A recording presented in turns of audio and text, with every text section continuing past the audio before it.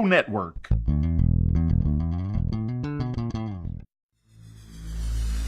That was interesting.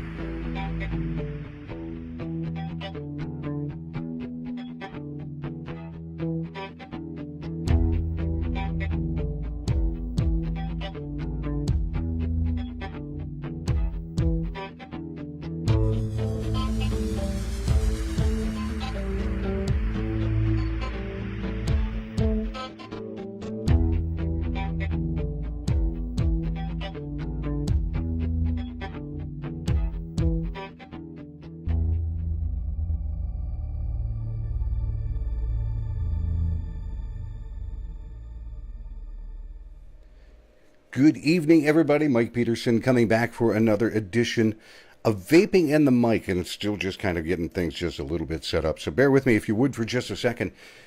This evening, I'm going to tell you what, this evening is going to be one of those kinds of evenings that I've been looking forward to for quite some time.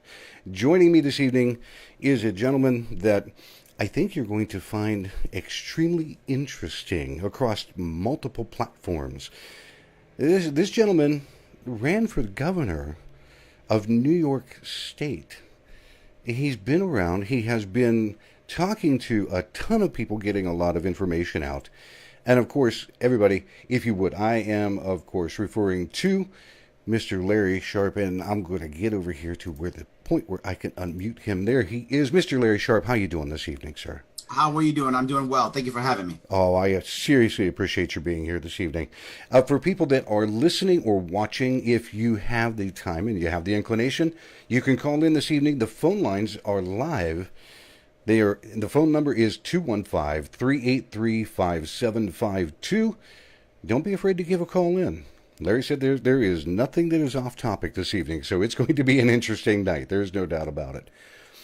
Larry, I'm going to ask you a couple of questions, and I have had a lot of time. I've been thinking about this, like I said now, since you said, yeah, I can do that.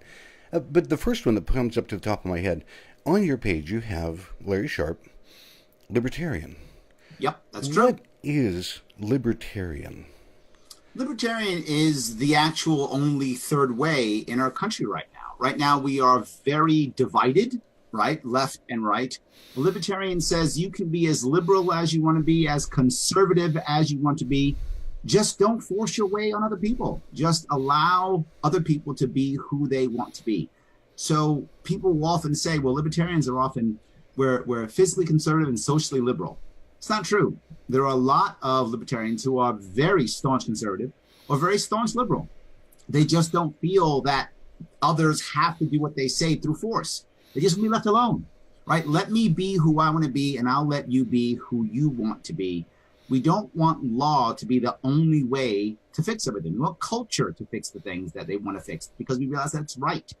Something to remember, at the end of every law, almost every law, is a guy or a gal with a gun who will put you in a cage. And if you don't want to go in that cage, they're going to shoot you.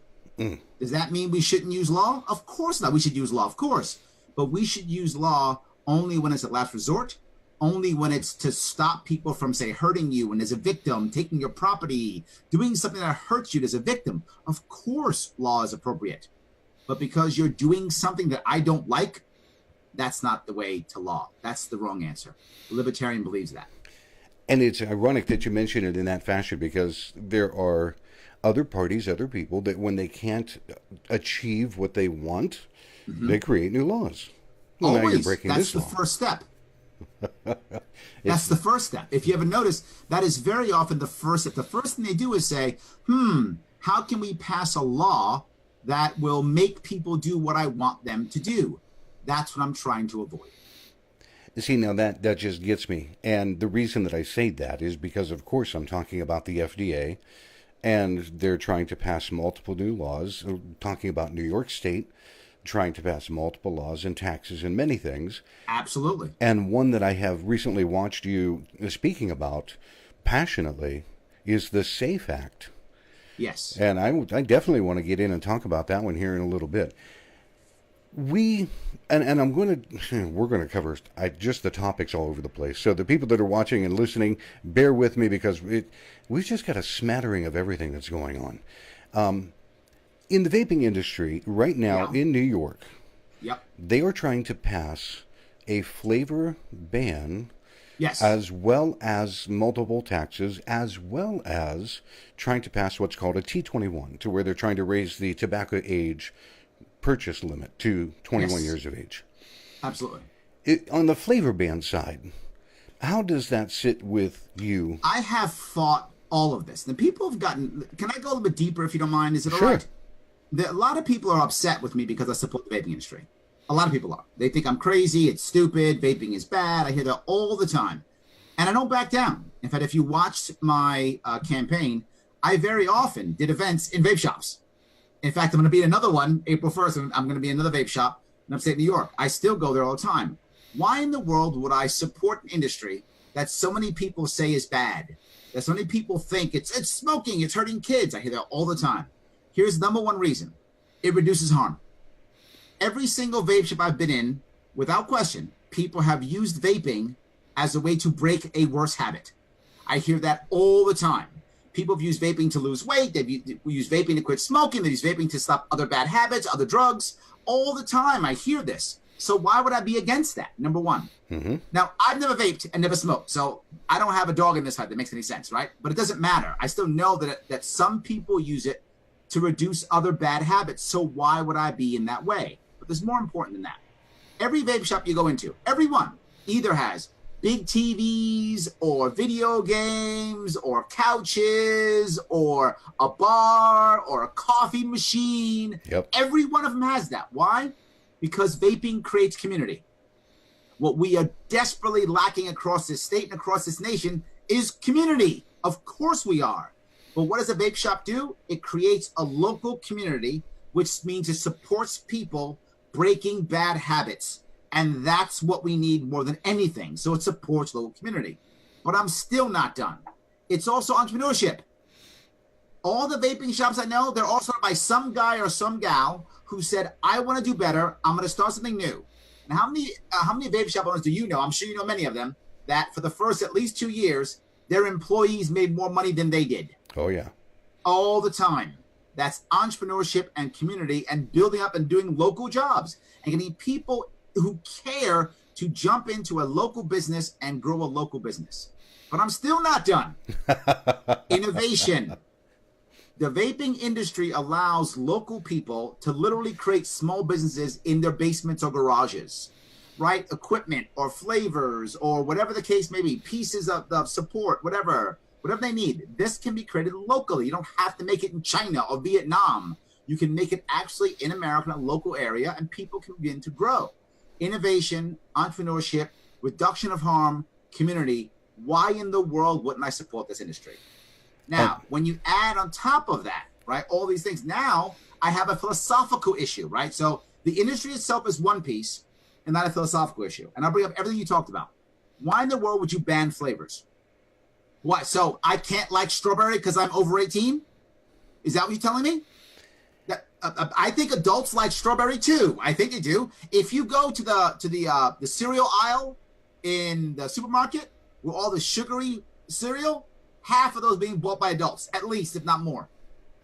People like sweet stuff. I don't care how old you are. To think that because it's a flavor, that means adults don't want it, that is backward and silly, and it's an excuse to punish an industry. It's an excuse to ensure that two industries still stay doing well, tobacco and pharmaceuticals. That's what it's all about. So it's absolute garbage. They should not be banning flavors. I'm an adult. If I happen to like strawberries, so what? Why do you care? I get to pick what I want. But I'm still not done. The T21 drives me insane. You're telling me that it's completely fine for some young man or woman to leave their legs in Baghdad or to get their brains blown out in Afghanistan or to come back with PTSD or TBI. Yes, I'm a Marine Corps vet and it bothers me. At 18, that's fine. But vape, you know what? You're too young for that. Stop. We're either adults or we're not adults. T21 is a bad idea. It's morally, ethically wrong. When you're 18, make a decision. Do you want to vape or not? If you don't vape. It doesn't mean you have to stop others from vaping. I don't vape. I've never vaped. I don't. So why should I stop anybody else from doing it? Particularly if it breaks you from another habit, right? The problem is most people, as you know, I'm preaching to the choir here, think that vaping is smoking. It is not. And when I tell them, it's a fog machine. It's a fog machine. Where are all the cancer deaths from the hair bands of the 80s, right? When that thing was a fog machine, where are all those cancer deaths? None. So it's not that at all. Now, I know some people are worried that kids are vaping. That's true. I have no problem with having a strict 18 years or older ban. No worries on that. You're 18 years or older, fine. No worries. You want to have people checking in? Absolutely go ahead. No worries. Do it with alcohol, whatever. Totally fine with that. I don't mind 18 years or older. Do it with tobacco. It's fine. Now, let me ask you something. You mentioned T21 and 18 and laws that are already in place. Yes. Why is it that New York and other states, none of them or all of them, why is it that they are not enforcing a law that is already in place, yet they're trying to make new laws to cover their ass? And that's my point. It isn't about that. It's about crushing the industry. And right? It's about crushing the industry. If it was about saving kids, they'd be doing things to save kids. It's not about saving kids. No. It was never about saving kids. It's about crushing the industry. And sadly, in New York State, it's starting to work, right? So we're trying to stop that, I hope, because I don't want to break. Look, New York, the last thing New York State, I mean, I know not your listeners are in New York State, but the last thing New York State needs is another industry to be crushed. We've gone out of our way. We crushed Bitcoin and cryptocurrency. We crushed the marijuana industry. Now we're crushing the vaping industry. We go out of our way to crush anything new. New York State loves old money, Wall Street money. We love that. Anything outside of Wall Street, we do not like. So crush, hit it with a stick. But the thing that's bad is if you look at upstate New York particularly, probably true in Ohio, I would assume also, you find two industries upstate New York are doing very well. Beer and coffee. And it's because they can be locally grown, locally manufactured, and because they're virtually deregulated compared to what they were. Vaping would also fill that same gap. You will see also vape shops begin to grow. You would see that same thing happen, right? The consumables, local, these are things that this retail that can work. We have a retail problem in America. Vaping is retail because of the community, because of the experience, right? Right. You know, and you've seen this happen. I mean, look, you've been in the industry more than I have. So you know that people could buy everything online. They don't, because they want to come into the store, because they want to sample, because they want to talk, because they want to play video games with their buddy, because they want to sit down and have coffee. It's community, and that's why these stores still thrive, even though in theory, you could buy everything online. It's the experience that works, and it builds retail. And that's one thing that I'm not sure a lot of politicians of any nature truly understand, or that they really want to go out of their way to understand. I'm not sure they actually care, to be forward with you. I think they're trying to, the advantage of law, passing a law, there's an advantage to laws. And the advantage of passing law is it lets you are now able to say you did something, right? If you're a politician, you did something. See, I passed the ban of this thing, I care about you. I passed the ban of that thing, I care about you. So I think that's why people want to do it, right? And look, if I want to get some cash from the tobacco industry or pharmaceuticals, this doesn't hurt. Do you personally believe I would have to say you're aware of what was called the Master Settlement Agreement from the tobacco industry? Absolutely, yep. And New York gets a sizable amount of money from the MSA every year. Yep. Now, here's a couple of things, and I'm going to just say this. My understanding, and a lot of people that are vaping, stop and they take a look and they say, okay, here's what we believe. We believe that because cigarette sales are in decline in New York is not receiving as much in tax revenue as they did. Not just that, we also have Native Americans. That's the Native second part. Americans are the second piece of that. Not just a cigarette purchasing declining. They aren't actually. I mean, they are, but legal ones, I guess you would say, are also declining. People are just going off to the Indian reservation, buying a whole bunch of cigarettes, and coming out and selling them on the black market. So New York State, by the way, how brilliant they've been. New York State said, you know what? We aren't receiving enough taxes because people are on the black market. So what are we going to do? let's raise taxes. So And- the logic was the people who were doing the right thing now have to pay even more. So they pushed more people to the black market. So now they have to raise taxes again. So the people doing right will do the right thing, will get punished even more to push more people to the black market. And the Native Americans in New York State are like, yeah, keep raising those taxes. Life is good. They're getting more and more customers. And that's the second part of that, because we look at this from people that live outside of the state of New York and people that vape. We sit and we ponder and we say, okay, they're losing money because of a loss of tax revenue incoming. They're losing money because people are going to reservations and buying cigarettes if they're smoking. And they're losing money because the MSA is no longer paying as much. And we're talking a lot of money in the MSA and a lot of money in taxation just in New York City alone. So would you equate all of those three things to part of the reason that they want to crush the vapor industry? Of course, it's all part of it. Absolutely. Look, for a politician, where is the benefit in supporting the vaping industry? There's none. I'm a fool for supporting the industry. Right? I'm a fool for doing it. There's no. I do it because it's right. Mm-hmm. Politically, it's something but bad.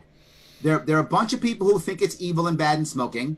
There's TV commercials saying that kids are vaping all the time. So there's nothing but bad for that. The vaping industry is not huge. I'm not getting big dollars off a big vape. They're not writing me checks for $10 billion.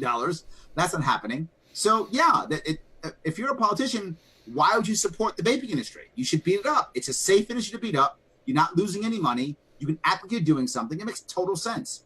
I'm a bad politician, clearly. I actually care about the people. I care about innovation. I care about entrepreneurship. I care about people who are trying to stop bad habits. I want to give people freedom. I'm a bad politician. If that's the definition of a bad politician, the entire industry and the entire nation is going to hell. Plain and simple. That would also be true. I read... Wow, I blew you away. I love that. Good.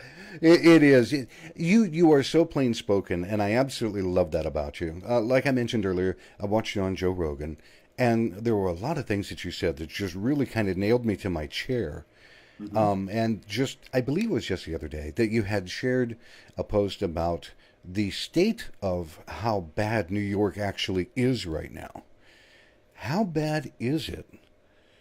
I mean, as far as income of money, are they going broke? We're losing over 100,000 New Yorkers every year. Last year, I think it was over 150,000 New Yorkers. So we've lost over 1 million in the last 8 years. We are fleeing from New York. I mean, it's just so bad. There's no opportunity in upstate particularly, and limited opportunity in New York City even now. We're even losing now from the city. So we're losing people, and that's how I judge a state. I judge a state by a very simple rule. Are people coming to the state and staying, or are they leaving? They have been flocking out of our state for at least the past 9 years. Just every single year leaving. We were ranked 50th by Cato when it comes to freedom. We are the least free state in Union. We beat California. Take that, California. We are the worst. So yes, we beat even California in that. So we're the least free. Most people are leaving. We are the least hospitable for retirement. And it's so bad that we have a massive debt. We have a debt of over $100 billion, and we have a deficit of over $4 billion. Oh my God! And we had a tax revenue fall last year of $2.3 billion. So just down, down, down. Now this is just math. We're raising taxes more and more and more. With a smaller base of people paying, taxes have to go up. It's just basic math. So we got to start bringing people back and lowering how much we're spending, right? So I'm not about tax breaks. Tax breaks aren't the answer. Tax breaks simply mean that someone else pays a tax, or we go into more debt.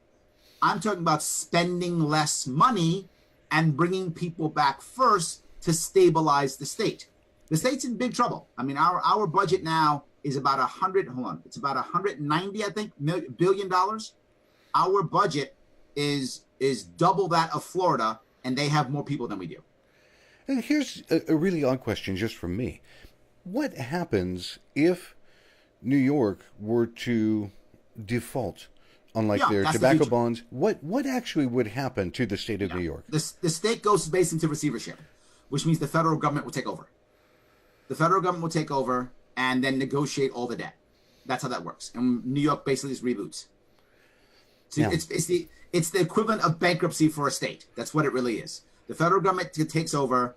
and renegotiates all our debt, pays off what I'm going to pay off. That's how it works. And I told people, this is the best part. You'll love this part. I'm actually telling people as I'm campaigning last year, look, our state's in trouble. In the next 10 to 15 years, all your pensions, if you're a state worker, are going away. They're going away. No, Larry, the pension's funded well. Yeah, the pension fund itself has tons of money in it. That is true. And the reason why it has so much money is twofold. One, the stock market's been awesome. That's great. But not just that. It's being funded by taxpayer money. So, of course, it's doing well. What happens when the taxpayer money faucet shuts off? What happens when the market isn't so awesome anymore? This is a big problem. But not just that. Our budget's been getting bigger and bigger and bigger by $5 to $10 billion every year. And the percentage of the pension fund is getting bigger every year. It's like 15% or 16% now of our budget of $170, $180 billion budget. It is now 15% of that. Wow. So in the coming years, it'll become 20%, 30% of a bigger budget. At one point, we can't pay our bills. We can't fix the roads. How do I know that? Look right now, I think it's Houston right now. Oh, sorry, Dallas right now. They can't pay their police force because their pension's so high. So what's happening? They're leaving and going to Austin. Look what's happening right now in Illinois. Illinois is in that same boat. Worse. Kentucky right now already. Remember the teachers were on strike? Yep. It said, hey, we want more money. And what the governor said was, no, you will take what I give you because I don't have any money. Too bad. But the union, I guess you get nothing then. He just walked away because they had nothing. And what I said is I would negotiate the pensions now before it gets there. And because I don't want to come to a point 10 years from now to when some governor says, we got no money, teachers, cops, corrections officers, good luck. I don't want that because then you have to, when it goes to receivership, you have to go for what's called pension insurance. And pension insurance, if you're lucky, you get 30 cents on a dollar. That's what happened with the Teamsters in New York City. They lost their pension. They got 30 cents on a dollar. So you were counting $100,000 a year, $30,000 a year. Changes everything. That's the future for New York. Now, luckily for me, Illinois will go first. Kentucky will go first. And hopefully we'll notice it by then and change because they're going to go before we will. They're in worse shape than we are. So hopefully they'll go under first and then we'll stop before that happens. But when I said I want to negotiate now to make sure that we all get it out of the budget so we can lower our budget to make sure that everyone has retirement, it was spun as Larry wants to get rid of your pensions. No, he does not, folks. So yes, I'm trying. Look, and be forward. I'm not a government employee. I don't have a pension. So that I don't have, again, another dog I don't have a fight in. A fight I don't have a dog in. So another fight I don't have a dog in. I don't have a dog in this fight.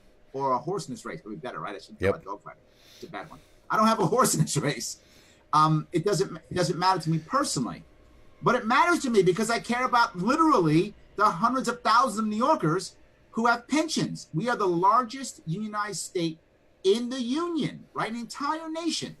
If our pensions go away, New York State becomes Somalia overnight. I don't want that to happen, right? I want to stop that from happening. We have a worse problem. We have all these pensions right now, and people are fleeing our state and going to South Carolina, North Carolina, Florida, Arizona. They're leaving, right? So many New Yorkers go to the Carolinas. They have a name for us. They call us halfbacks. Move to Florida, halfway back. Wow. That's how many go to Carolinas. We pack up and leave. The previous governor of Florida was so happy. He was teasing us. He said, I want to thank you, Cuomo, in New York, because you're giving us so much money. Because we right now as New Yorkers are paying for pensions now. We are writing checks for pensions now to literally tens of thousands of New Yorkers who are spending it all in Florida. Because our state is so horrible to retire in. I want New Yorkers to get their pensions and stay in New York and spend the pensions back in New York. That's the way it should be, theoretically. Money, spend it in New York. Yep. We're not doing that, though. We're spending it in the Carolinas. We're spending it in Arizona. We're spending it in Florida. So New York is just giving more of its money away. More taxpayers giving money to other states. We were talking about taxes a minute ago. Mm-hmm. They're looking at legalizing recreational marijuana, or they're thinking about it, or it's in the books, or it's on the. They're trying to think about it, and after so many years of saying no, we're not going to do that. I think it's apparent to almost everybody. The only reason they would do that is for taxation. No, that's not true. Really? It's for crony capitalism. Say that one more time for me. It's for crony capitalism. Remember, every single time that they do this, they don't just make it legal, right? What I was talking about in New York State was regulate marijuana like onions. Mm-hmm. Onions, with one exception, you have to be 18 years or older to purchase it. Otherwise, onions. Why? If you regulate it like onions, local farmers can grow their own types of grow. They'll have craft grows. They'll create craft products. Again, supporting entrepreneurism, supporting local farms, supporting innovation, supporting my state, all those things that I think are important in my world. That's what I want to do. You do that right, and then on top of that, add a farm bill that says, if you are a farmer and you sell only locally within New York State, Wyoming already does this, you are immune from all federal regulatory bodies, giving the local farmer another advantage over the big farm, right? And farmers, small farmers being crushed throughout the entire country, New York State especially, but throughout the entire country, small farmers being crushed. This would help the small farmer to have a craft grow. Not just that, treat the small farmer like a small business. So to get small business loans, small business insurance, you can now build a manufacturing site directly on your farm. You've got the land. But not just that. Families who don't want to be farming leave the farm. But if you put a manufacturing site on the farm, some of them want to stay. They'll want to run the business part of the farm. They'll want to run the marketing or the operations or the sales or whatever, the admin. You can keep more family members together on your farm, which is what America was built on. Let's let people do that if they want to. But we don't do that. Instead, what do? We make licenses and taxes and all these things to do two things: ensure only big business wins and encourage a black market. How do I know that? That's happening in California right now. California is having big problems right now with people trying to avoid all the taxes, so they're going to illegal grows. So what is the government's answer? You would think, why don't we lower the taxes so that more people could grow? Nope. Use law enforcement to burn the illegal grows. That's the answer. So the government's answer to a market problem is violence. Send the cops in to start raiding farms, to start taking people's property and land and putting them in jail for a product that is legal. Instead, what they should be doing is realizing, and I said this when it came to taxation, when it came to taxation on marijuana, I didn't want anything more than what onions are taxed by. Mm-hmm. Same exact as onions. But I would have accepted 3%. Why? My team did some deep dive and homework. 3% tax is about what the average person will pay before they go to the black market. It's about 3%, give or take. You go past 3%, you're encouraging a black market. So if they would have beat me up and said, Larry, you want a 2% tax on marijuana, I would have said, fine. Fine. I would have acquiesced and said, fine, 2%, because again, that's low enough to where the black market will be almost non-existent. And I don't want to purposefully create criminals. And that's what it does. The government creates criminals. And some taxation, if you're receiving money from something, it's better than nothing, which you are getting from the black market side. Absolutely. But the best part is, we already have taxes on onions. We already have taxes on business.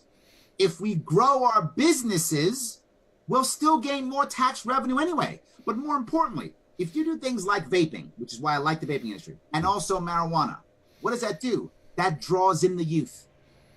I want the young to come back to my state. I want them to stay in my state. I want them to grow their families and their businesses in my state. So of course I want low tax. I want a vaping industry to exist so youngsters come back and stay. I want the coffee industry to stay, the brewery industry to stay. I want the marijuana industry to stay. The marijuana industry stays, you will see the youth come to my state. They'll start their own farms. They'll start their own craft grows, and they will grow. That's what I want. And that is something that I don't think a lot of people have stopped to think about. At all. No, I totally agree. No, because they've had this mentality, or they say recreational marijuana. The minute they hear marijuana, weed or otherwise, it's like this wall goes up. And well, vaping too, by default. Vape, oh, evil. Oh, marijuana, evil. Yeah. Evil. And I asked them a very important question. Where's the victim? So I'm asking, if there's such a bad crime, where's the victim? I said, but Larry, there's crime next to it because it's illegal.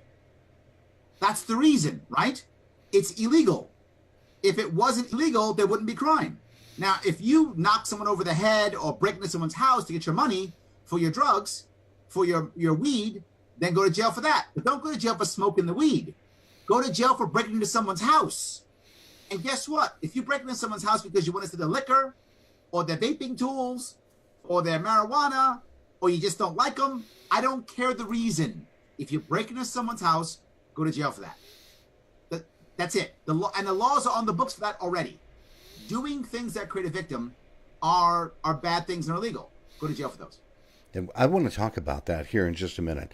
But for just a few minutes here, about a minute and a half, we're going to take a break for our sponsors for Smoke Free Radio, because without our sponsors, Smoke Free Radio definitely could not do what it does. So we'll be right back.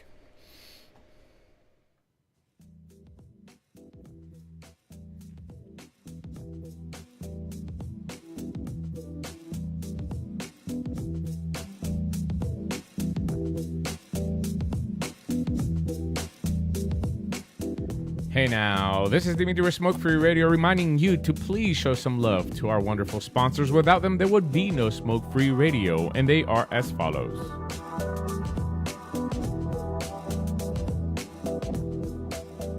All the way from Florida, Moon Mountain Vapor, with locations in Florida, and their liquid available for wholesale and retail, moonmountainvapor.com.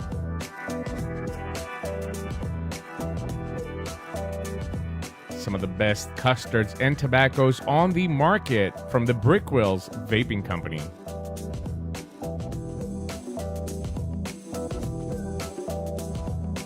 The lovely Shell with a vapor bar, locations in Texas, Virginia, and West Virginia. And of course online at thevaporbar.com.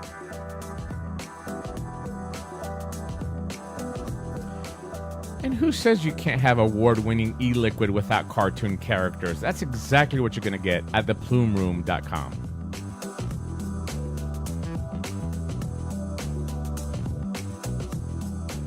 And finally, of course, the Vaping Advocate magazine that has generously provided the telephone lines for you to communicate with us. Thank you for your support.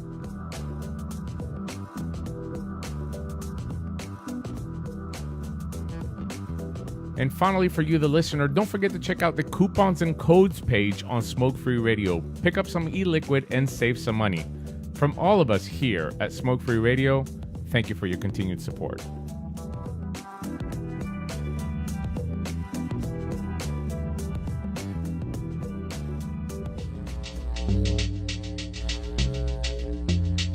Hey folks, P. Basardo here, and you're listening to Vaping and the Mic with Mike Peterson.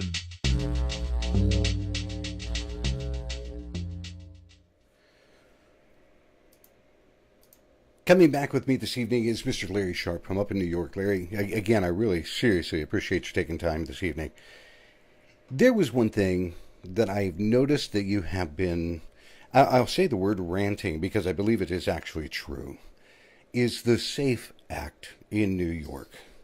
What the hell is that? Look, most people know that as libertarians, by default, you're going to support the Second Amendment. It's how it works. There's very few libertarians that would not support the Second Amendment. So do I. Again, this is a common theme. I don't own a firearm. I live in New York City. For me to own a firearm, I'm asking to go to jail.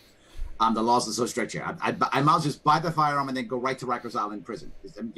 Just walk right there. So the reality of it is the SAFE Act is an act that was actually passed in 2013 after the Sandy Hook shooting in Connecticut.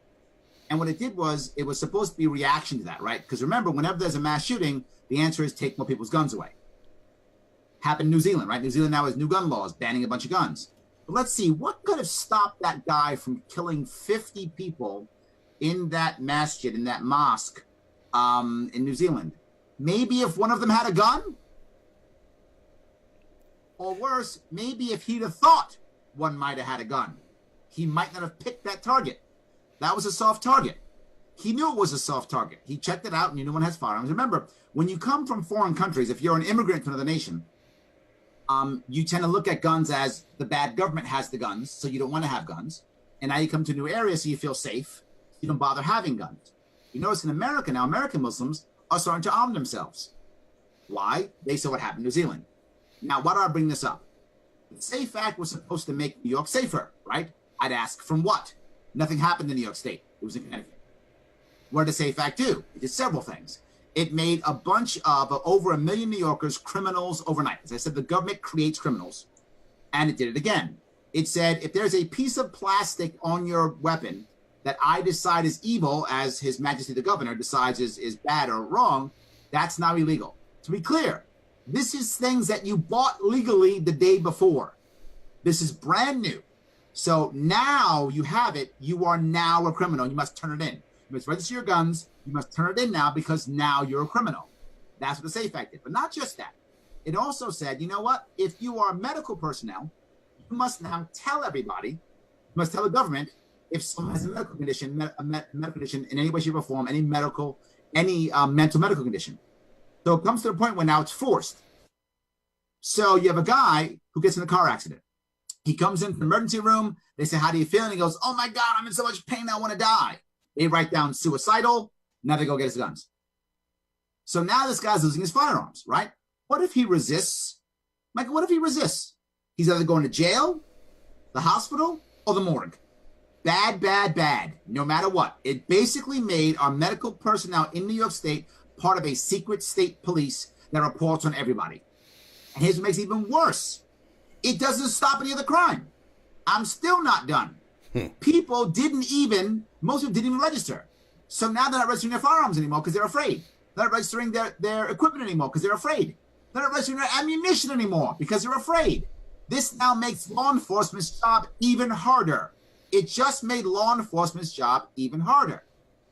Last piece. He's being a veteran. I will often bring up veteran issues. This affects vets more than the non-vet. Why?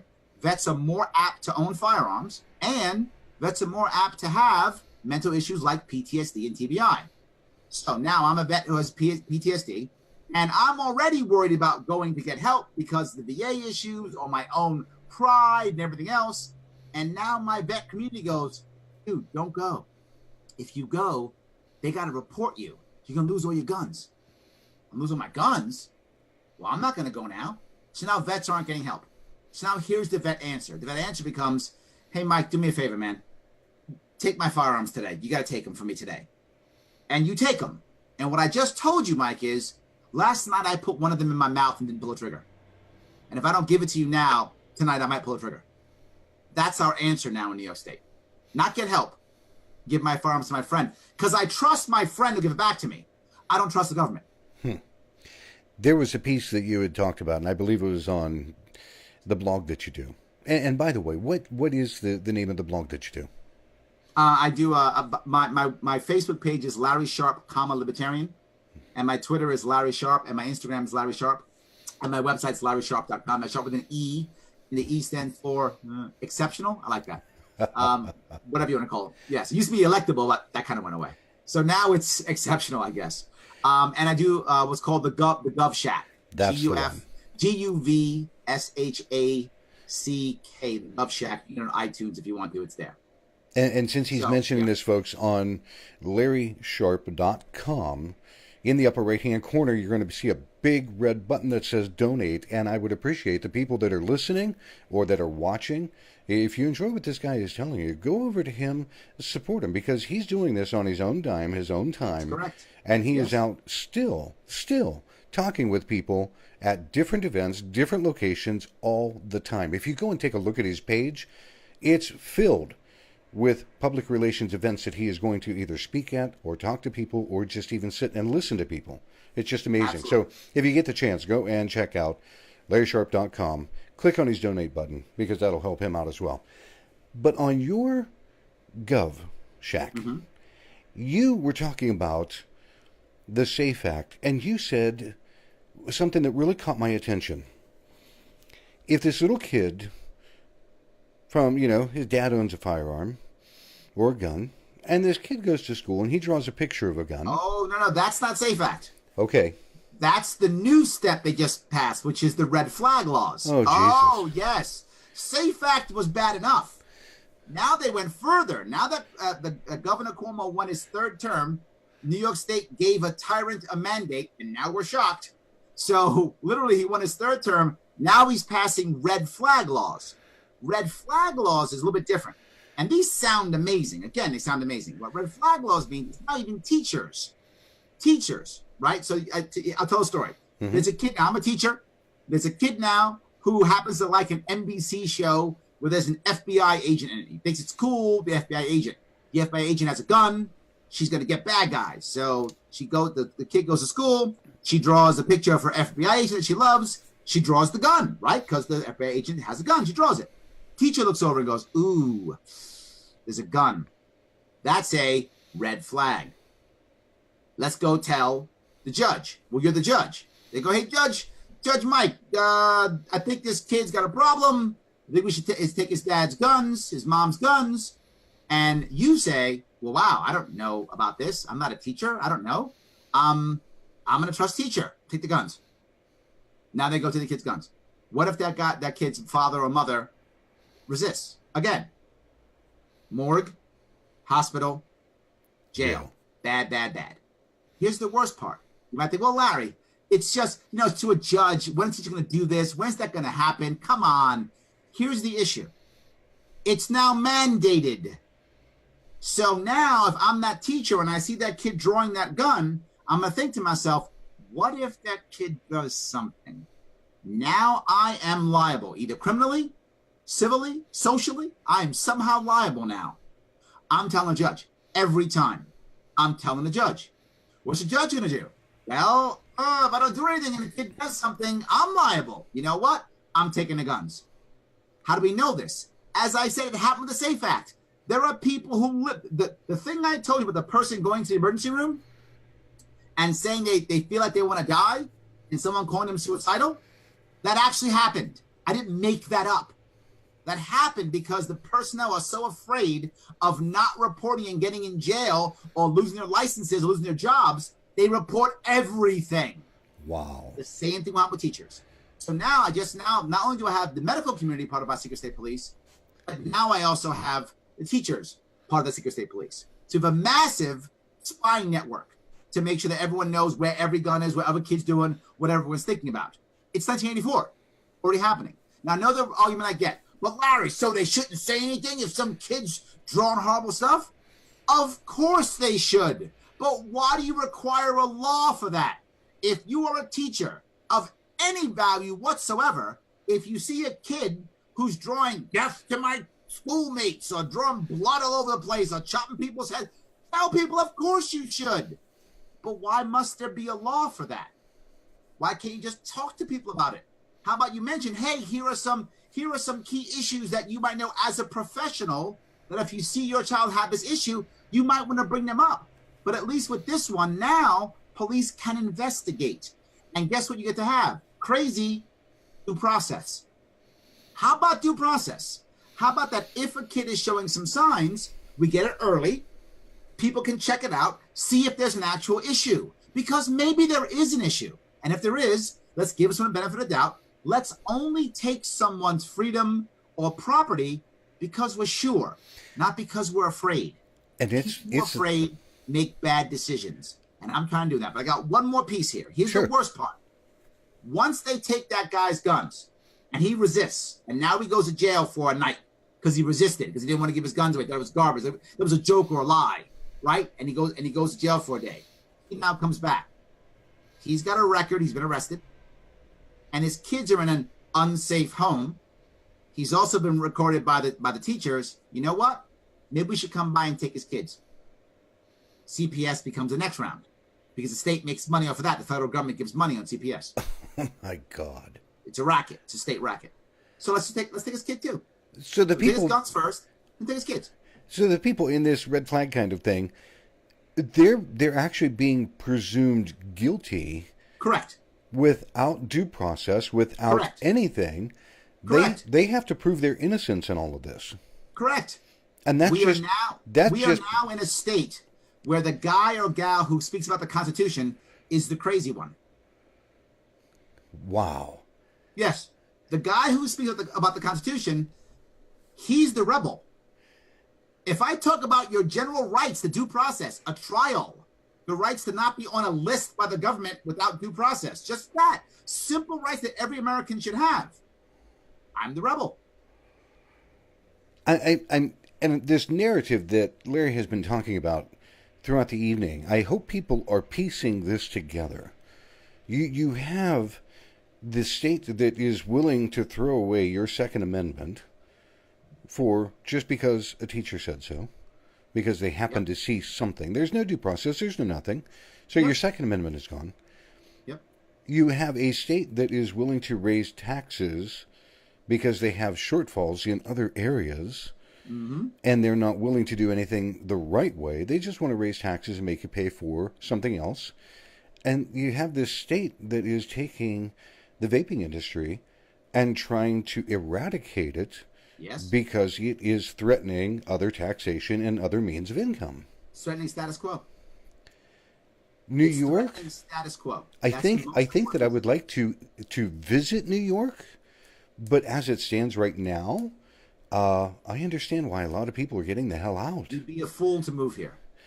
It's crazy. I want you to visit, though. It is amazing to visit. I'll be very clear. Anyone listening, New York City is an absolute amazing place to visit. Upstate New York is absolutely beautiful. You should 100% come visit. There's no doubt. Yeah. Give me some kind of fix a date before you move here. Standing in downtown New York City is, for anybody that lives out in the country or in a small city, if you get the chance, go to New York City, stand and look at the skyscrapers and realize you have to look damn near straight up to see any sky at all. But remember something else about New York. People don't realize this. New York City is a very old city. When it comes to, America, the continental America, it's one of the oldest cities. Yes. You actually can find things in New York State from the 17th century, 18th century, 19th century, still up and running in New York State, in New York City particularly. You can find a lot. In our farmland, we have farms that are owned by people, 7 generations deep. So there's a lot of history in New York State, right? So there's a lot of cool stuff to come visit. So please come visit. We'd love to have you. Come visit. I found it. Very clear about something else though here. I found it a wonderful What's state. happening in New York State is coming to your state too. New York State, where I live, New York City, I live literally in the belly of the beast. I want you to remember something here. Donald Trump and Alexandria Ocasio-Cortez, both from my city. Donald Trump's from my county. Alexandria Ocasio-Cortez is literally my representative in Congress, my district. I live in the belly of the beast. So yeah, whatever happens here, it's coming to you. So why don't you help me fight? I am a Marine. I am on the front line fighting, and I'm okay. I'll stay in the front line. I'm fine doing it. Help, LarrySharpe.com/donate. And that's an important part because people don't realize all the things that you do. They may catch you in a piece of news from Fox News or ABC or whatever the hell, but they don't really take the time to delve in and see what you do. So I'm glad that you say that. You mentioned some lady, a congressperson, whatever. What are your thoughts about the recent happenings with Amazon? Yeah, I will give people credit where credit is due. I'm not a big fan of AOC, and a lot of people are. I'm not a big fan. And if you've noticed, all the problems I've talked about are problems that both Democrats and Republicans together, jump on board and do. This isn't a left-right issue. It's a freedom versus autocracy issue, right? So she was actually right in Amazon not being here in New York City, but for the wrong reasons. But she was right. Amazon was bad for many reasons. And people get mad at me all the time about this. They go, Larry, 25,000 jobs and blah, blah, blah, blah. Let me ask you something. If you know New York State, can you please tell me one time when any company made its the number of jobs it promised ever? And I'll tell you the answer. 0. Never. Not a couple times. Never made it ever. Our Governor Cuomo has done nothing but fail. Every single one of his economic miracles and economic plans, every one of them has failed. Our mayor of New York City, every one of them has failed. Why would I believe any of these things? If this deal was true, I believed it, maybe you'd be right. I don't believe it. The premise is wrong. Believing them is the problem. What about Amazon? Well, Amazon, why would Amazon lie? Okay, number one, when they pressed Amazon and said, Amazon, can you guarantee us any types of jobs? Can you guarantee us a number? Can you guarantee us how many will come from local? Can you guarantee us any of these things? Can you guarantee some will be union? Can you guarantee some will not be union? Any of those things. What Amazon said was, man, I love New York. That's it. Nothing. Zero. Now, let me ask a question. You go down and say 3 years from now. And let's say, for example, 3 years from now, Amazon didn't have 25,000 jobs. Instead, they had 10,000. And 5,000 were people they brought from someplace else. What would be their punishment? Nothing. They're a monopoly. Nothing. Well, we'll sue them. And they'll go, great. Here in New York City, a check for $10 million. Please shut up. And we would have shut up. Because we'd be happy to get the money. Yeah, they want the 10 million. There's no reason for Amazon to tell the truth. There's no reason for me to believe any of my politicians. So that's why it was bad, because I didn't believe any of it. It was all a bunch of lies. They lied us before. Why in the world would you believe this? He doesn't love you. It's not going to happen. Stop thinking he does. Not true at all. It's not real. I'm not even done with that. How in the world were we going to fix up this area? You know this area at all? It can't take Amazon. And when we asked our mayor, de Blasio, what would he do? He said, we'll just raise taxes locally. Literally. So we're going to give the billionaire and the largest company on the planet $3 billion in tax breaks and then tax the local people who are already here. I didn't say that. He did. I didn't make that up. He said it. Openly. Openly. That's morally corrupt. I'm still not done. If you can afford to give $3 billion away in tax breaks over the next 5 years, why not just lower taxes in the local area? Give the local business a chance to explode. Give them a chance to come in. Give everybody tax breaks so they could actually explode themselves. Small businesses could grow. People would come in for the 5-year or 10-year, whatever it is, tax break. Why give it to Amazon? Give it to everybody locally. I'm still not done. On top of that, they said, well, great. If you do this, then prices will go up and rents will go up. Yeah. And all the mom and pop businesses will go away and franchises will move in. What's the problem with franchises? Well, because who do franchisors give their franchises to? Other franchise owners. Most common way. Right. Those people are going to buy franchises and they don't even live in New York City. They're going to be like from Maryland or something. They're going to own 2 or 3, 4 franchises again in Long Island City here in New York. So local people go under, wealthy people make out. Yet again, the big guys win, the small guys lose. This is the common denominator in all the establishment parties, Republican, Democrat. They're all about big guys winning, little guys losing. And they wonder, why does the gap between rich and poor keep going? That's the reason. All their policies are making the big guy win. And the little guy gets screwed. That was what was going to happen. Not just that. Well, Larry, the rents will go up. It'll be better for rents. Awesome if you actually own. How about all the renters? They're gone. Every renter's leaving. The rent's going to shoot up. Why? Because Amazon is going to bring a ton of people, at least hundreds, if not thousands, from other areas of the country to populate this area. Why? It's the headquarters. They require leadership, people who know the culture. That's what I do for a living. I'm literally a business consultant. They're going to bring these people in. Of course they are. That's what they do. Well, when you ask someone from, say, Ohio to come to New York, or from Seattle to come to New York, Washington to come to New York, do they pay themselves? Of course not. Amazon pays that. Amazon pays the rent. Well, Amazon's paying the rent. I'm a big developer. All my rents just shot up 50%. Because when you come in, Michael, when they bring you in, you're not going to negotiate the rent. Amazon's paying. It's Amazon money. Whatevs. $10,000 a month? Fine. It's Amazon money. Well, the average guy can't pay $10,000 a month. No. But can Amazon? Yeah. So all those people go away. But at its core of all these things I mentioned was practical. Now I'm going to go philosophical. We offered Amazon $3 billion, and they said no. You offer me $3 billion, I'll move to the moon. Yeah. I'll move to the moon for 3 years. I'll live in the moon for 3 years and come back for $3 billion. See, and these are all the things. How bad is your state if you give someone $3 billion and they say no? How about instead of bribing big business to come to New York State or any state, how about instead we build a better state so that local businesses want to grow and that businesses want to be here? And that's something that I don't think any news has really ever covered. Not Amazon saying no. They're Not at turning all. it down. Larry, we're going to see if we can pick up a quick phone call here. They've been sitting rather patiently. Let's I see if have we a can habit bring of this yapping. in. Sorry. No, it's quite okay. The phone line's number, area code 518. If you are there, you're on the line live with Larry Sharpe. Are you there, phone caller?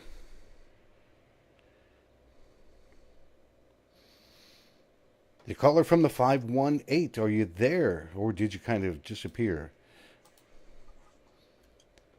518, if you were there, go ahead and press 1 on your phone keypad. That way you can join the conversation. I'll put you back on hold. I'll come back to you here in a moment. There was a lot of things when I started reading about Amazon that the news, of course, slanted a very particular way. But there were things to me that did not make sense. And some of the things that you're saying fill in those gaps in just a very meaningful, understandable way. That people need to pay attention to what is really happening and not just listen to the news and go, oh, that must be the truth. No, folks, it's not. Yes, absolutely. I mean, this is a important thing. Yes. We'll try this here one more time. 518, you are on the air with Mike and Larry. Are you there? 518 is not going to respond. They're going to say, I don't think so. We're going to bounce right over here to one other one. Area code 813, this is Mike. Are you there?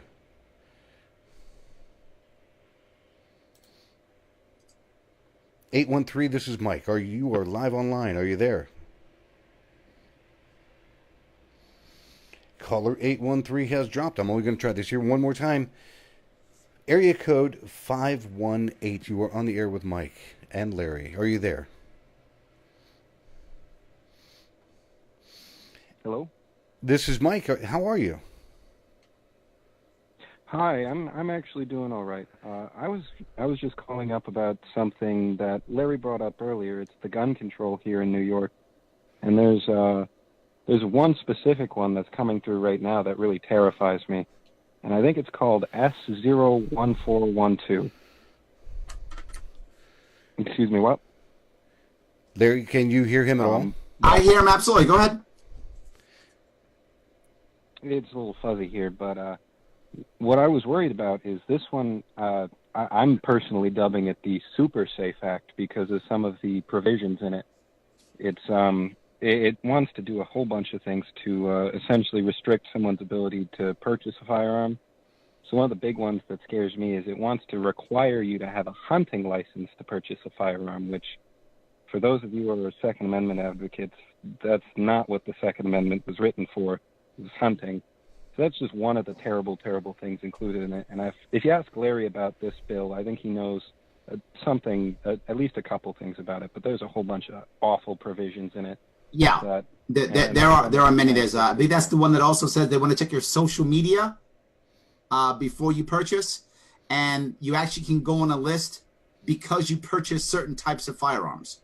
So the fact that you purchase a firearm recently puts you on a list by default, and they have to check your social media before you purchase and the hunting license. It's terrible. The idea of having to have a hunting license to own a firearm, that's the first step to just not letting people buy firearms anymore. I mean, that's the first step. And you see it happening more and more. What most people don't realize is while gun sales have gone up, gun ownership in the people who own guns has actually gone down. So there are less people who own firearms, but more firearms out there, which means more people are owning more firearms. The best firearm salesman ever, Barack Obama. Hands down. Best firearm salesman ever. If you own a gun store, you're like, Obama, come back. Because as soon as Obama came on, everyone was afraid that they're going to lose their guns. So they bought more guns. It's the funny part. If you actually are anti-gun and you would like less guns in our society, you should be for less gun laws.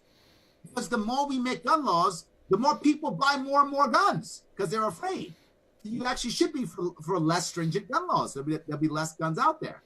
But more importantly here, when you have people have so many guns, this is on purpose. Because every single time they confiscate somebody's firearms, the first thing I always say is, okay, for example, Michael, we go to your house, take your guns. You have 3 pistols, right? 3 pistols and 1,100 rounds, what you have in your closet. 3 pistols, 1,100 rounds. First thing they say is, oh, we went to Michael's house. He had an arsenal of weapons. That's 3 pistols. He had a cache of weapons, right? He had a stockpile of weapons. They use those 3 phrases all the time. He had 3 pistols. That's a stockpile arsenal. And thousands of rounds. So obviously anyone who owns a gun is a crazy nut trying to take over the government. That's how it happened. That's a big issue. And I want to, he's right. The Super Safe Act, as he calls it, is just another bit of red flag laws on top of that. It's nothing but bad. And here's the most important piece. What happened this last year or two that makes this necessary? And the answer is nothing. There's been no massive shooting in New York State. Why is this required? We have to have safety. From what? Where's the mass shooting? Where are the people who died? Where? Nowhere. We haven't, I don't know whether we had a mass shooting in New York. The last time we had a mass killing in New York, it was a guy with a van in New York City. A van. Are we going to stop banning vans now? The last mass killing we had was a guy in southern Manhattan with a van. That was the last thing we did, downtown Manhattan.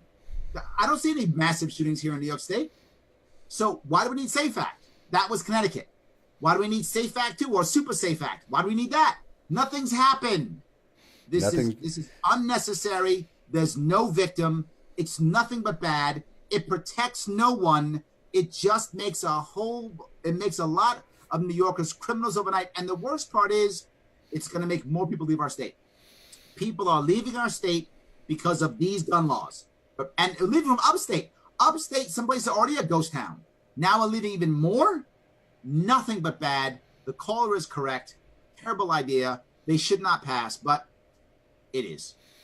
And that is something I don't think that a lot of people are. Again, you mentioned it earlier, and when you said that it's going to go to other states, the vaping industry knows that if something is happening in California, like a flavor ban, and there's a flavor ban that is going to be introduced in New York, if those bookends pass that flavor ban, it's going to go to other states, hands down. Yes. And other states are going to be using New York and looking at these gun laws and going, oh, those look like they're working. Look, they haven't had any violent crime. Bullshit. Yes. And the sad part is the average person who isn't part of any gun culture. I mean, you probably live in New York City, live in Brooklyn, maybe you don't really spend much time around guns at all. You hear this, Safe Act, says safe in it, and we have it in the shootings. I guess it works. I'm for it. That's all you see. You don't think anywhere past that. It's why I spend my time explaining the actual damage that is done to individual people, the people who are fleeing our state, the people who are losing their freedom, people who are losing their property, how it's affecting our vets. That is bad, bad, bad. The one thing you don't see me talk about is the constitutionality of it. I never say that. Nope. And it makes some Second Amendment people go crazy, like, where are you against the Constitution? Or this is my favorite one. What don't you understand about shall not infringe? Let me be very forward, you 2A supporters. Nobody cares.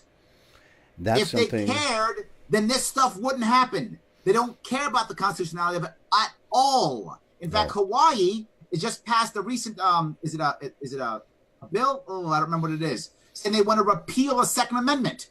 That's Hawaii. They want to repeal a Second Amendment. We cannot fight the Second Amendment Constitution. It doesn't work. Let's stop fighting that battle. It doesn't work. We've been losing for decades. Instead, fight on the damage it does to the individual, how it hurts us, how it doesn't protect anybody, how it makes us criminals. This people will hear. I'm going to take one more stab here at this other caller who has been, I believe they came out and came back in.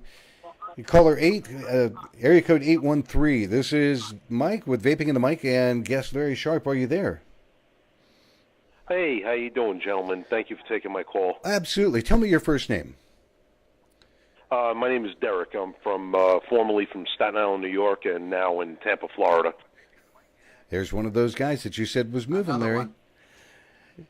So yeah, I'm one of the refugees that had to flee, unfortunately. I didn't want to have to leave my family up there, though, but good old Andy and Bill priced me out. Yep. So tell me what's on your mind this evening. What kind of question do you have for Larry? All right, I was just listening to you guys about the gun thing.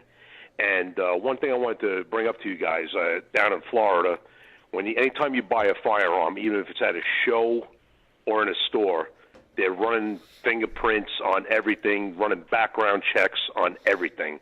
And you always hear in the news with people saying, oh, loose gun laws, the gun show loophole.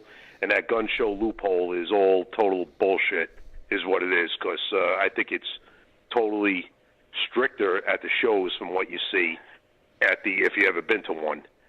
And the other thing at a show, they're always guaranteed to catch at least a criminal or a fugitive there, because they have the ATF, the FBI, and the state police and local police at these shows. I don't even know if you guys or if anybody is even aware of that, what goes on. Yeah, if you go to a gun show, there's literally background check companies right there. Like, you can get it done right there at the gun show. That's absolutely correct. He's totally true. The idea of the gun show loophole used to be true, but it isn't anymore. And on top of that, it's a fear tactic, right? It's a fear tactic to make anyone who goes to a gun show look like they're a nut. Again, that's the goal. The goal is to culturally make gun owners look like they're all crazy kooks. That's the goal of the movement now. And the goal's winning.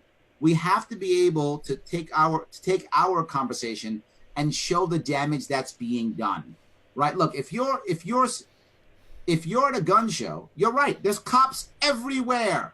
There's undercover agents everywhere. You're not selling illegal guns at a gun show. Not at all. You're completely correct. He's totally right. And when you even go to the gun show to take a class, the ATF is even fingerprinting you and scanning your driver's license. Absolutely. Totally true. Yes. This is just to make you afraid. I don't want to hold up the show for you guys. I'll let you guys take another caller. Larry, thank you for taking my call, my friend. Mike, thank you. Absolutely. Thanks, good to hear from you this evening. All right. Have a good night, guys. Yeah. As I said, I don't own a firearm, but I've gone to firearm shows, and I've actually done events in firearm stores, so I know how it works.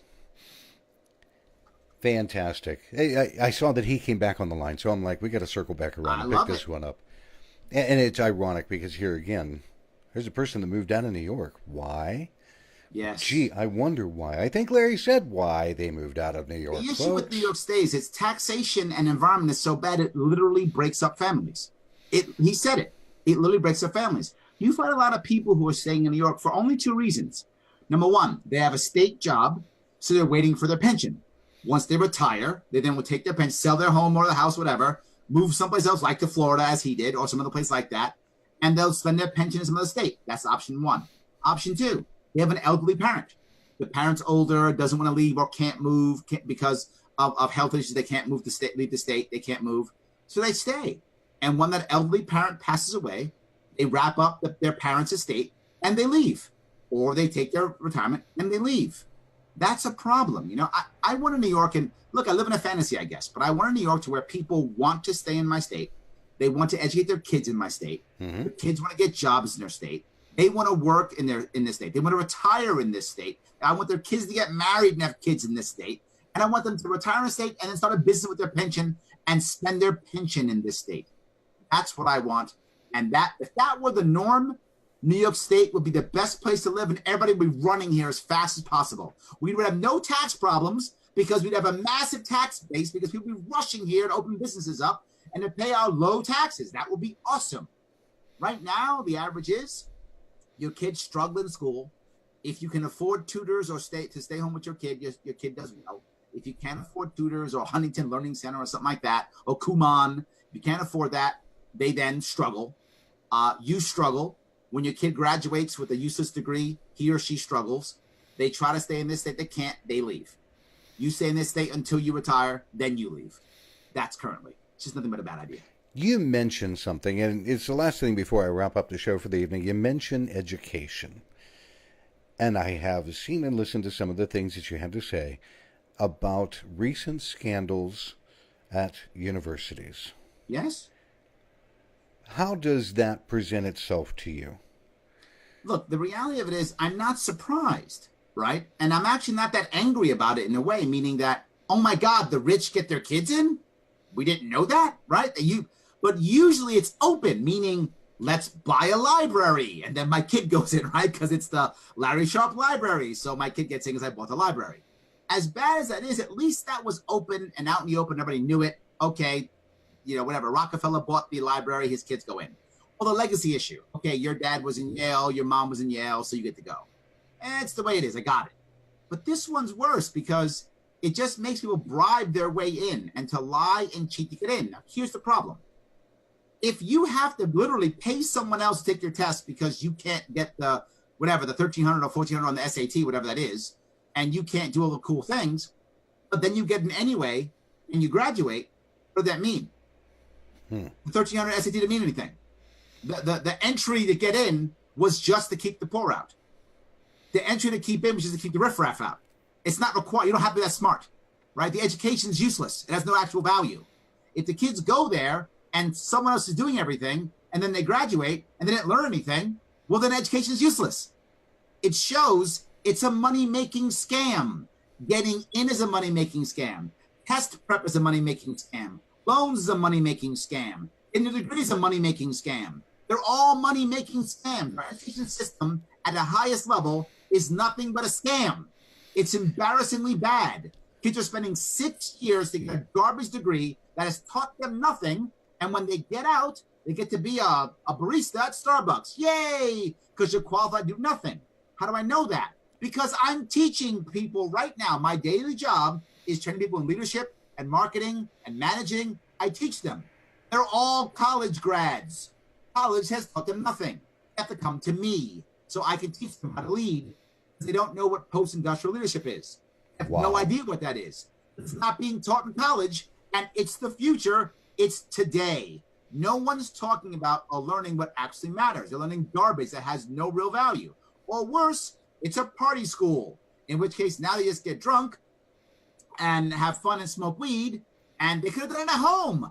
You don't have to go into $100,000 of debt to get drunk and smoke weed. It's a whole lot cheaper in your mom's basement. And after college, you're moving back there anyway. So why don't you stay in your mom's basement, smoke weed, get drunk, and go get a job or go learn something and stop going nuts over getting 1,300 SAT scores and trying to hustle in college that means no value.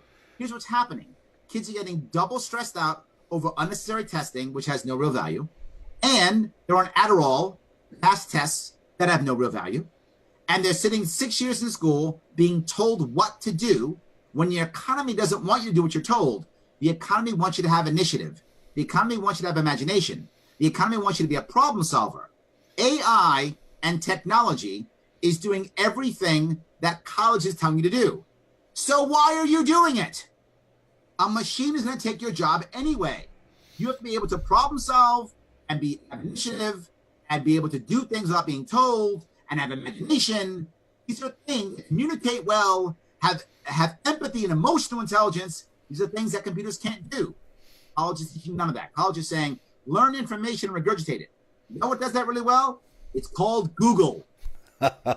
I'm not impressed because you know stuff. Google knows more than you. I don't care how smart you are. Not impressive. The entire thing's a scam. It's been rewritten from top to bottom, completely rebooted. It's a disaster. And the sad part is, more and more people are shoving their kids into this system, thinking it's the answer. And it's not. And the kids, this is the biggest thing we need to talk about right now. There's a huge push right now for socialism. Huge push. All seeing it. Socialism, socialism. These kids are crazy. They're not crazy. They're just humans. Think about this. If you're 30 years old or younger right now, you grew up after the crash of 2008. There's been no real recovery since 2008, particularly not outside the cities. No real recovery. So now you have a generation of kids who've been given a participation trophy their entire life, told they are wonderful and awesome because they were born. That's why they're wonderful and awesome. And if they follow the rules and take all these tests and do all these things, a job will be waiting for them because college is the answer for everything. Yeah, that's what they were told. They were told this for decades, right? So now all of a sudden they come out, they're 22, 23 years old. It's looking for them. They don't own anything. They don't own cars. They don't own homes. They live in their mom's basement. They're in New York City. They have 4 roommates. And nothing's going the way they were promised. You know what looks good when you're that kid? Socialism. Yeah, it does. Looks real good when you're that kid. And we're mad at them. It's our fault. It's our fault. We've done nothing to prepare our environment for these kids. We told them a lie for 20 years, and we haven't set up our environment to change with the times. And then we wonder why they want socialism. Hey, you hit on two major things right there. Personal responsibility for parents, for families, for even brothers and sisters, trying to help steer the family in a better direction. And number two, and it is massive everywhere, apathy. Yes. Nobody cares. Yep. Nobody cares. We could talk about things all night, and there is a huge swath of American citizens that just don't care what you and I might be talking about. They don't care. Even if it's going to affect them in 2 years, they don't care. Yes. They pick a side, whatever that side is. I'm left or I'm right. That's my team. I don't care what my team says. My team says socialism is good. I like socialism. My team says socialism is bad. I like socialism is bad. Doesn't matter, right? And our president, same way. Our president, the left and right's the same in this regard. I know some of you are going to be mad. Some of you like Trump. Some of you don't like Trump. But here's what I'm sure of. Trump is not the God King, and Trump is not going to eat our babies. But if you're left or right, you're told one of those things is true. If you're on the right, you're told Trump is the God King. If you're left, Trump will eat your babies. He's just a man. That's all he is. That's one of the things that I see running on Facebook all the time is that meme that goes, Trump is our president, and you're afraid to say it because you're afraid that you're going to upset your snowflake friends. And I'm like, do you folks not see what you have just done wrong in your post? Really? Yes. Really? You want to polarize people like that? Yes. Which is why you heard me say early in the show, the only way around this is a third way. It's the liberty movement, which says if you want to like Donald Trump, okay, just don't force your views on others. If you want to hate Donald Trump, okay, just don't force your view on others. It's fine. You can say when Donald Trump is right and when he's wrong, right? I don't like the fact that he tweeted to Koreans he's going to nuke them or whatever, but I am pretty happy that he actually went to Korea and talked to him. That was good. I can give him credit where credit's due and tell him he's wrong when he's wrong, right? I don't like AOC talking about the new Green Deal and communizing everything, but she was right with Amazon. I can say she's right and she's wrong. It's fine. It doesn't. They're just people, and it's okay if you tell them that sometimes they're right and sometimes they're wrong. It's okay. That's the important thing that people remember. Again, ladies and gentlemen, this is Larry Sharpe, Libertarian. If you are of interest, please go check out his website at larrysharpe.com. And again, in the upper right-hand corner, there's a big red button that says donate. And I would encourage everybody to go do that because that is what helps him continue doing his work out where he is out going and doing. And again, if you look at his page, it's littered all over the place with events, speaking publicly, and all kinds of things. So please take your time, go check him out. Larry, I seriously appreciate you being here this evening. Of course. It meant a great deal to me. And I know, like you said, sometime before too long, we're going to catch up again and rehash some more of this stuff. Absolutely. Well, by the way, for those of you in the vaping industry, I will be at Priority Vape Monday, April 1st at 3 p.m. doing events. So I am still supporting the vaping industry. I'll be there. If you guys want to come say hi, if you're in that area. Primary Vape's up in Warwick, New York. Fantastic. All right, everybody, we're going to wrap this edition up of Vaping in the Mic. It has been a pleasurable evening. A lot of information. For the people that are listening on the audio broadcast for podcast, go check out his site. See what he's got to say. For everybody else, I'm going to catch up with you again next week on another edition of Vaping in the Mic. Until then, everybody have a great weekend. Have a great weekend, guys.